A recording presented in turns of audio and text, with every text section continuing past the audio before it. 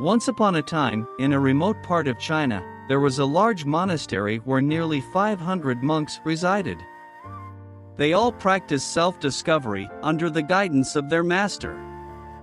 One day, a young man arrived at the monastery, seeking to become a disciple. He approached the master and said, "Master, I want to know myself. I'm searching for the truth. I want to discover what is real. I'm willing to devote my entire life to this quest." The master looked at him and said, "If you truly wish to know the truth, you must be willing to stake your entire life on it.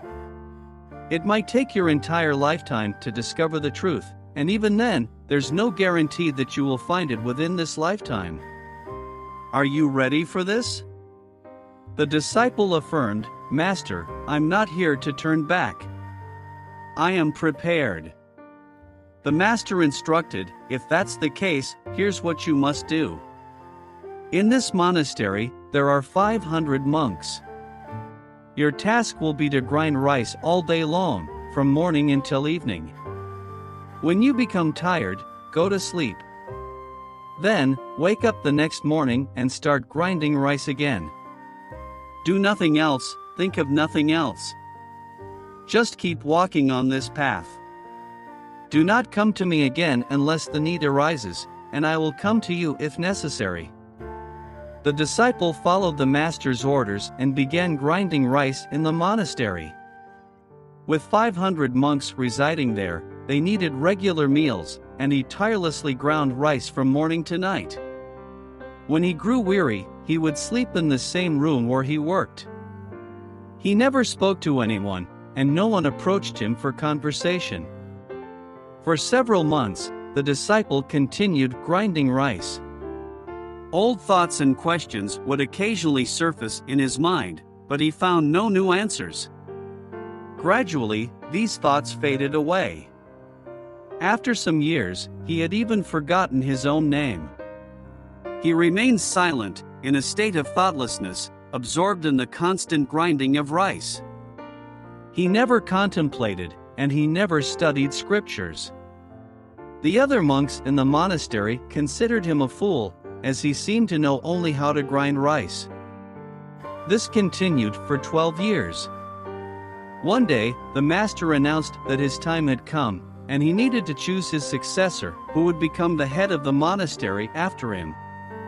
The master declared that any disciple who believed they had achieved self-realization and could express their life's experience in writing should write it on the wall next to his door.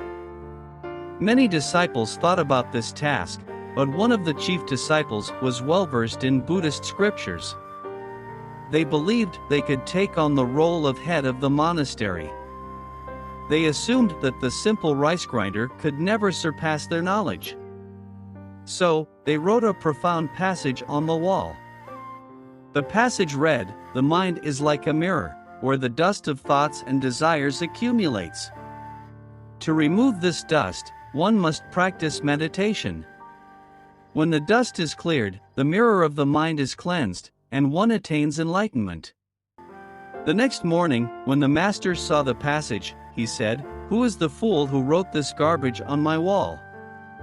The disciple who had written the passage felt humiliated, as it was filled with wisdom. However, they had not signed their name below it because they were uncertain if it was true self-realization. The master wiped away the passage entirely, leaving the disciple in disbelief.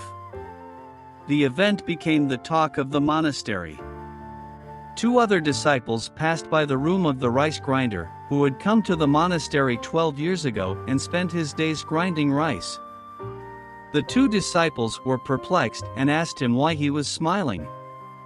The rice grinder replied, "I laughed because the master is right. These passages are all garbage. There's no value to these words. I know something better." The 2 disciples were astounded and asked, "Can you write something better than what is on the wall?" The rice grinder said, "I cannot write because I am illiterate, but I can say something. If you can write it down, then I will be ready to go with you." The 2 disciples agreed and brought pen and paper to the rice grinder.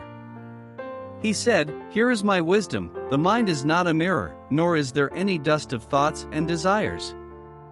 When the mind is absent, where will the dust settle? He who knows this has found the truth." Upon hearing this, the master was awakened. He approached the rice grinder, woke him up, and said, "Here is my staff and my robe. From today, you are my successor. But you must leave this monastery because there are many scholars who consider themselves superior to you, and they will not tolerate the fact that a simple rice grinder has surpassed them. You now possess all the knowledge that I have.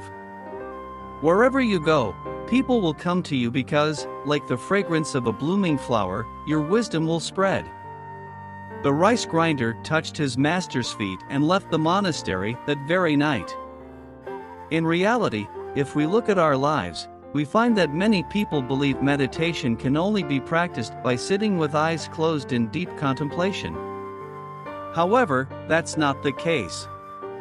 Meditation can be practiced while doing any task, as long as you do it with full dedication, without even being aware of your own body.